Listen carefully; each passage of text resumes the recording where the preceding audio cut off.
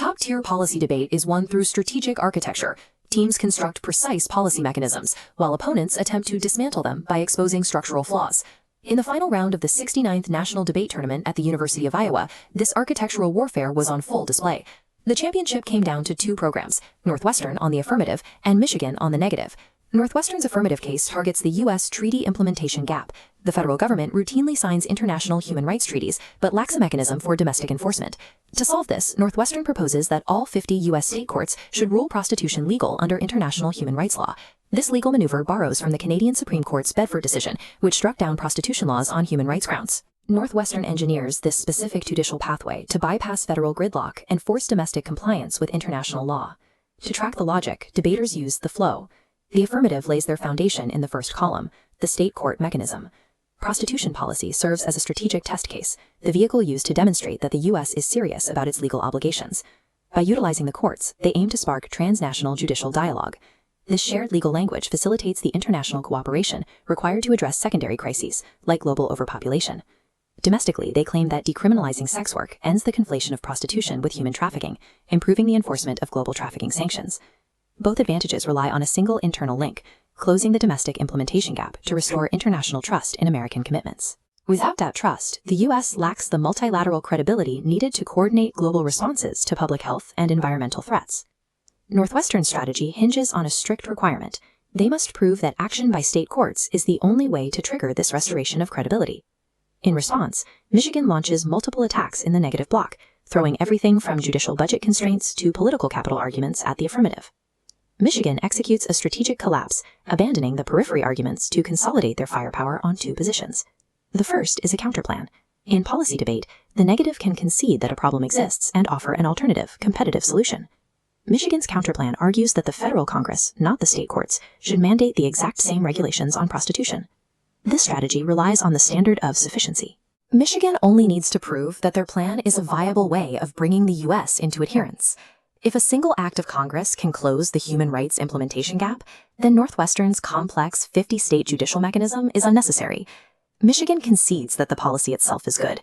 They steal the momentum of the affirmative's advantages, shifting the battleground from what should be done to who should do it.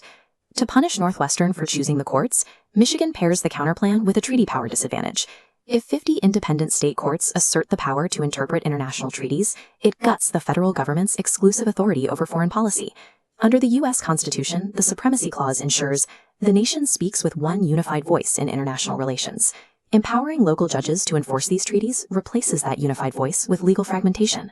Opponents of U.S. military presence would seize upon this precedent, using state courts to challenge the status of forces agreements that secure NATO deployments.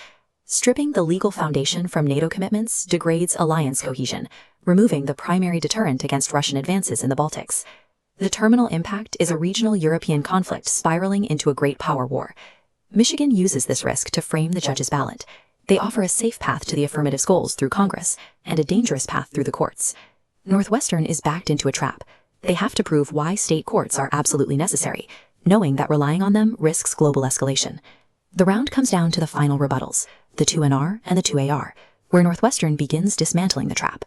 They start by exposing a solvency deficit in Michigan's counterclaim, arguing that congressional action falls short. A top-down statute from Congress is a political directive. It is legally distinct from a court-establishing binding common law precedent. Because Congress operates outside the judicial system, its statutes lack the legal properties needed to generate transnational judicial dialogue. Northwestern cites evidence from legal scholar Martha Davis, showing that only judges can effectively cross-pollinate international law with domestic rulings. This cross-internalization is the specific mechanism building international credibility. By proving Congress cannot create this dialogue, Northwestern establishes their state court mechanism is uniquely necessary. Even if the counterplan fails, Northwestern must still overcome the link to Michigan's treaty power disadvantage. Northwestern deploys a permutation, arguing that the judge should evaluate the plan and the counterplan happening together. This do-both strategy acts as a theoretical shield against Michigan's offensive arguments. Under the permutation, Congress passes the federal statute at the same time the state courts issue their rulings. Northwestern reads evidence confirming that simultaneous action creates a unified national voice. The courts act with the explicit blessing of the federal government. Michigan's 2NR tries to salvage the disadvantage by pushing a federalism bad narrative, insisting any state involvement in foreign treaties causes chaos. Northwestern lands a fatal counterargument. The treaties in question, like the Vienna Convention, have already been signed. The courts are filling existing enforcement gaps, not negotiating new commitments. They also deploy the Low Act defense. The law of armed conflict is a distinct body of law. Domestic human rights rulings cannot spill over to affect military treaties like NATO. The offensive lines are cut. Michigan's strategic trap is dismantled, leaving Northwestern's advantages untouched. By defending the precise mechanical necessity of their plan and neutralizing Michigan's escalation risk, Northwestern secures the ballot and the 69th NDT championship. Imagine walking into a room and trying to convince a judge with a completely straight face that a local state court, deciding to legalize prostitution will directly and inevitably cause a nuclear war in the Baltics. I mean, in the real world, you'd probably just be politely asked to leave the room. Right. But in the final round of the national debate tournament, that exact argument actually won a national championship. Which is exactly why we're diving into it today. So welcome to the show. Today, we're speaking directly to you, whether you're like a student of debate sitting in a novice classroom, maybe a brand new coach trying to figure out how to teach this activity, or honestly, just someone who is insanely curious about how high-level argumentation actually works. Yeah, and we are working with this incredible source document today. We're examining the reconstructed transcript from the 69th National Debate Tournament final round. A total classic. Oh, absolutely. This was this epic clash between Northwestern University, who was arguing the affirmative, and the University of Michigan arguing the negative. But so here is our real educational mission for this deep dive. Yeah. We're not just going to give you a historical play-by-play of who won. I mean, Northwestern won the championship on this flow, but that is honestly the least interesting part for our purposes. Right, exactly. Instead, we are going to use this massive chaotic round as a sandbox for your novice classroom. We're going to break down the core clash, and then, crucially, we are going to develop alternative strategic variations for those high-pressure final speeches. We want to show you how to take a real elite-level round and practice entirely different ways to argue it. Because, I mean, if you were sitting in that classroom learning how to debate or, prepping for your upcoming tournament, the absolute best way to learn isn't just by mimicking what the champions did. Yeah. It's about understanding the mechanics of the roads they didn't take. If you could argue a position from a totally different angle, you start to see the invisible structures holding these policies together. Okay, let's unpack this. What exactly were they arguing about? To understand the strategy, we really have to understand the battlefield first. So let's start with the 1AC, the first affirmative constructive. Northwestern comes out of the gate with this massive plan. What exactly are they proposing?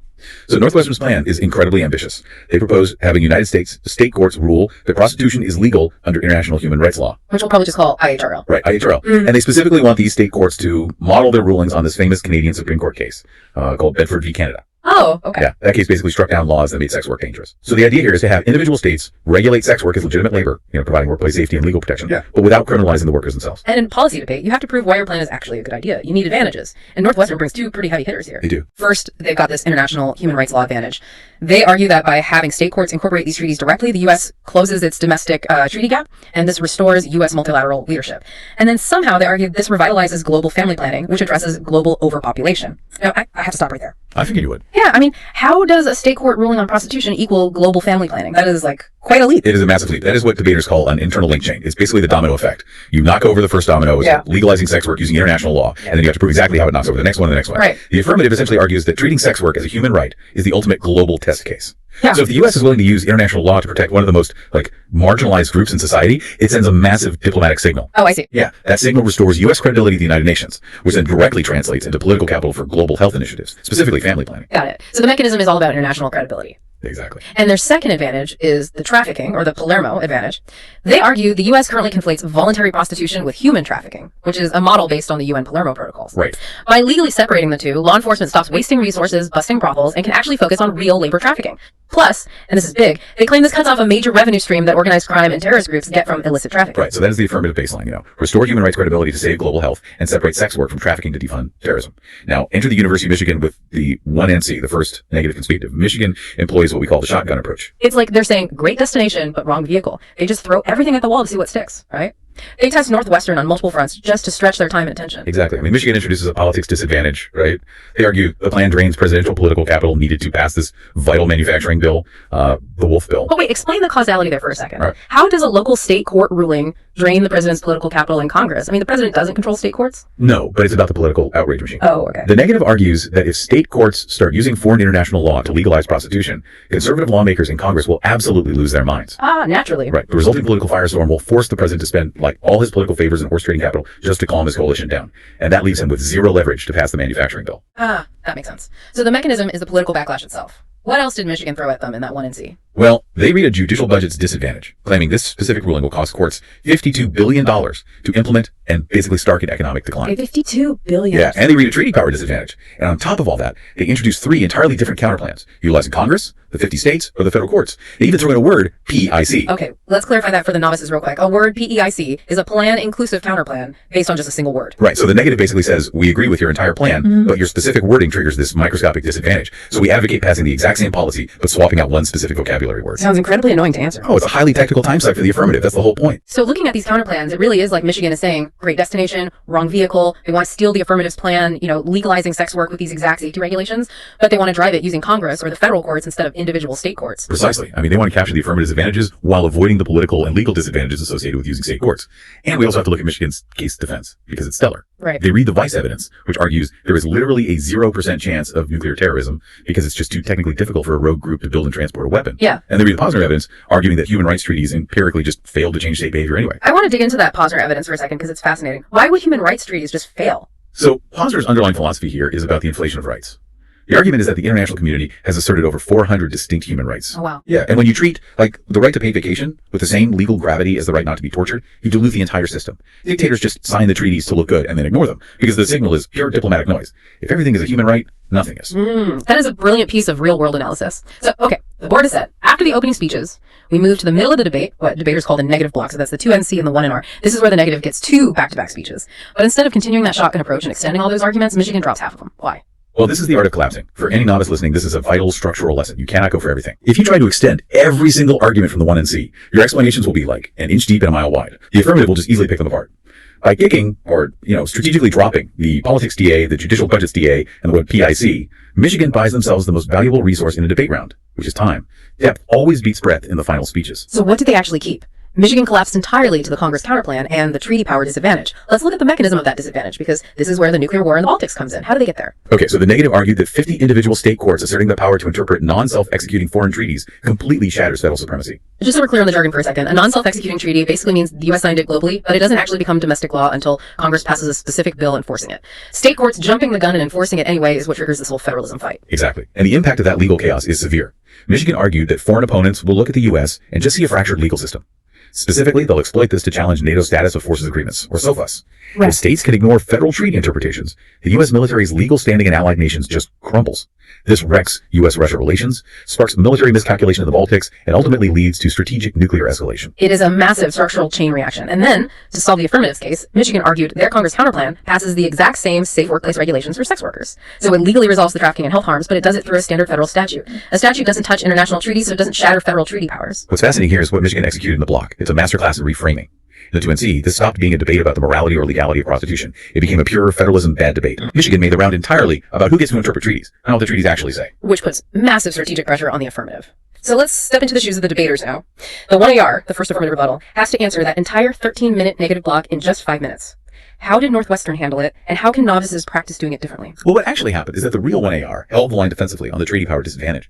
Northwestern argued that the plan fills existing treaty gaps rather than creating new legal frameworks. Right. They also drew this hard legal distinction. They argued that the law of armed conflict, or LOAC, which governs NATO treaties, is a completely distinct body of law from international human rights law. So a state court ruling on prostitution under IHRL sets zero precedent for how a court would handle a NATO SOFA under LOAC. Okay, makes sense. And empirically, they pointed out that the ongoing Ukraine crisis proves NATO tensions don't automatically result in short-term nuclear escalation anyway. It's very disciplined, defensive, line-by-line debating. But if I'm coaching a student, I want them to try something much more aggressive in practice. Let's look at a different way to run this 1AR. What if we have them try an impact turn? Oh, I love this variation. In this setup, you have your students practice a 1AR that goes all in on turning the negatives Russia and nuclear war impact against them, using the affirmative's own advantage too, the trafficking and terrorism advantage. So the student would practice arguing that the affirmative's terrorism impact, which is, actively being funded right now by organized crime and human trafficking, is a far more probable and immediate path to weapons of mass destruction than the negative's highly speculative Baltic miscalculation scenario. Right, you take the mechanism of the negative's argument and you just hijack it. But let's think about how a novice judge would react to that. Yeah, actually, let me push back here. Wouldn't a novice judge just look at this and say, sorry, a literal NATO collapse and a Russian nuclear launch outweighs a terrorist attack? That seems like a massive mountain to climb in a short rebuttal. It is a huge challenge, but that is exactly why it's such a crucial practice drill. This teaches novices the core concept of impact calculus. Probability versus magnitude. Right. Yes, the magnitude of a total NATO collapse is apocalyptic, but the student has to practice articulating that a hypothetical miscalculation over a legal treaty has an incredibly low probability. Meanwhile, the funding of terrorism through illicit trafficking markets is a documented mechanism happening today. Practicing this variation teaches students how to weaponize their own 1AC evidence and use it offensively against a disadvantage rather than just playing defense. That makes a lot of sense. You basically force the judge to weigh the reality of today against the science fiction of tomorrow. Okay, so the 1AR has just thrown this massive terrorism impact at the negative. If you're the 2NR, the final negative speaker, how on earth do you defuse that ticking time bomb while keeping your own strategy alive? Well, in the actual round, Michigan's 2NR stuck to their guns. They went for the Congress counterplan and the treaty power DA. They doubled down on the sheer magnitude of the Russia impact, arguing that any risk of extinction outweighs everything. Yeah. And they cleverly pointed out that the 1AR answered the wrong DA link. The 1AR focused heavily on that law of armed conflict distinction, but Michigan argued their DA was a pure federalism link, meaning any state interpretation of foreign law gives states a veto the federal government never authorized. It doesn't actually matter what the law is. The structural damage to federalism is the trigger. It was a brilliant strategic pivot to avoid the affirmative defense. But let's give our students a different path. Another great way to practice this 2NR is by removing their safety net entirely. Let's call it the straight case in defense 2NR. This is a fantastic drill, honestly, because counterplans can sometimes become a bit of a crutch for debaters. For this variation, have the student practice giving a 2NR where they kick the Congress counterplan. They just drop it completely. Well, okay. Yeah. Instead, they must practice winning purely on the treaty power DA, combined with absolutely ruthless case defense. So they have no backup plan to solve the affirmative's trafficking or health advantages. They just have to prove the affirmative is terrible on its own merits. Exactly. The student would practice aggressively extending that vice evidence we mentioned earlier, really hammering home the mechanism of why there is a 0% chance of nuclear terror. They have to explain the logistics. The technical difficulty of acquiring fissile material, proving the affirmative terrorism impact is functionally zero. Right. Then they extend the positive evidence, explaining the philosophy of human rights inflation we talked about. They have to convince the judge that relying on international law is just diplomatic noise that doesn't save a single life. So by eliminating the counterplan, the student learns how to rely on the structural weakness of the affirmative's internal links. They have to prove the affirmative solves nothing while triggering a massive federalism crisis. It's a high wire act for sure. But what if we took the 2NR in another direction entirely? Remember that $52 billion judicial budget's DA from the very first speech? Oh, yeah. Michigan kicked it in the block. What if a student practices going for that? Well, you'd have students practice giving a 2NR that collapses to the judicial budget's DA and the state Congress counterplan. Wait, though, $52 billion just from processing prostitution cases? That math sounds completely wild. How does the negative actually justify that to a judge? The mechanism they argue is that integrating international human rights law into state courts opens a massive floodgate of litigation. It's not just sex work cases. It's every labor dispute suddenly invoking UN treaties. Oh, I see. Yeah, this creates a massive unfunded mandate on state courts, requiring thousands of new clerks, judges, and administrative overhauls, which just creates a fiscal shock to the entire system. So why is this a good practice drill for a novice? Because it forces a completely different type of impact calculus. Instead of weighing human rights against a hypothetical nuclear war, this teaches novices how to weigh tangible economic impacts against human rights and multilateralism impacts. How do you convince a judge that a $52 billion drain on the justice system, leading to local economic decline and austerity, is a more pressing immediate threat than a lack of U.S. leadership on family planning? Right. It requires a very grounded, pragmatic style of persuasion. Which is an incredibly valuable skill for those real-world, policy-heavy rounds. Okay, so we are in the final speech of the round, the 2AR. The second affirmative rebuttal has to close all the doors, respond to whatever the 2NR just did, and write the final ballot for the judge. Right. And what actually happened is that Northwestern's 2AR won the national tournament by making multilateralism the absolute controlling impact of the round. They relied on their Davis evidence, arguing that the cross-internalization of judicial dialogue overcomes any of the U.S.'s past credibility problems. Let's translate that jargon for a second. Cross-internalization of judicial dialogue basically means judges reading other judges' opinions across borders. When a U.S. state court cites a foreign treaty, courts in Europe or South America notice, and it creates this binding global peer pressure that normalizes the law worldwide. Precisely. Northwestern argued, yes, the U.S. has a bad track record on human rights, but state courts directly citing international law creates a binding global dialogue that the rest of the world actually respects. And they beat the Congress counterplan by arguing that a standard federal statute doesn't create the judicial precedent required for that cross-fertilization. It literally has to be the courts speaking to other courts. It was a masterful synthesis of their original 1AC evidence applied directly to the negative strategy. But let's run into the gears for our students. What if the substantive debate about treaties and trafficking is just too messy? Let's have them practice a theory and judge intervention 2AR. Oh, this is great. In the real 2AR, Northwestern briefly mentioned judge intervention regarding how Michigan handled kicking their various counterplans. They made a quick argument about conditionality. The negative's ability to advocate for a counterplan and then just drop it later when it's convenient. So for this setup, have your students practice a 2AR that blows this theory argument up into a massive 3-minute voting issue. Exactly. The student would argue that the 2NR's conditional shifting of the counterplans creates a multiple worlds debate. They would say this forces the judge to do the negative's work for them, shifting through hypothetical policies, which effectively means intervening in the round. The argument is that this is fundamentally abusive to the affirmative, who has to answer a moving target, which just ruins the educational value of debate itself. This highlights a crucial meta-level skill. When the actual evidence about treaties gets hopelessly tangled, a theory argument allows the student to step outside the flow of evidence and argue the rules of the game itself. It's a vital escape hatch when your back is against the wall. So when we zoom out, what does this all mean for the listener? Right. It means a debate isn't just a script you read, it's a living, breathing puzzle. We took a highly complex national championship winning debate about human rights and federal supremacy, and we used it to map out half a dozen different paths a round could take. By practicing these alternative 1AR, 2NR, and 2AR variations, you aren't just memorizing what did happen in one specific round, you are learning the mechanics of why arguments win or lose based on the strategic choices you make under pressure. Whether you are prepping for a tournament this weekend or just building your critical thinking skills for the boardroom, the best way to master complex information is to deliberately argue it from multiple contradictory angles. It really forces you to see how the engine works rather than just looking at the car. Exactly. And before we let you go, we want to leave you with a lingering thought based on the source material we dug into today. We spent all this time analyzing the strategic debate over whether state courts or the federal Congress should be the ones to implement these human rights treaties in order to avoid a political backlash. It was all about finding the right vehicle for the destination. Right. It's all about the strategic calculation of domestic politics. But consider this. If a nation only complies with international human rights treaties when it perfectly aligns with domestic political strategy, and, only when it avoids upsetting the balance of federal power, do these universal human rights actually exist as binding laws? Or are they just polite suggestions written in invisible ink waiting for a politically convenient moment to be read? It's a profound question about the reality of international law versus domestic convenience. I mean, Posner might have been onto something with that inflation of rights argument. Something to mull over before your next round.